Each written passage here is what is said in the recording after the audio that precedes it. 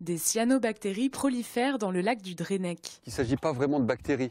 On les appelle cyanobactéries, cyano parce qu'elles sont bleu-vert, et bactéries parce qu'elles n'ont pas de noyau. Mais en fait, c'est du phytoplancton. Elles doivent être étudiées de près car elles peuvent être dangereuses pour la santé. Ces cellules sont susceptibles de générer des toxines, des hépatotoxines qui s'attaquent au foie ou qui peuvent générer des problèmes dermato par exemple, ou pulmonaires ou que sais-je encore. Cette prolifération est d'autant plus étonnante que tous les indicateurs sont au vert concernant l'évolution de la pollution.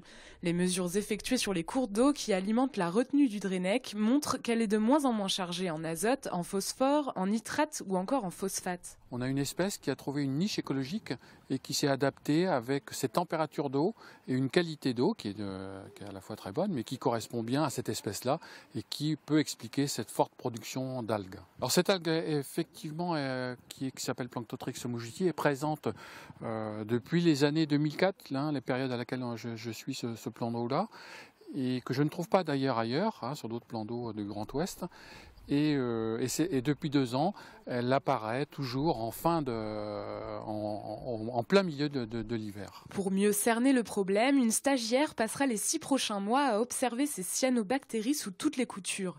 Elle essaiera de comprendre les raisons de leur présence trop envahissante.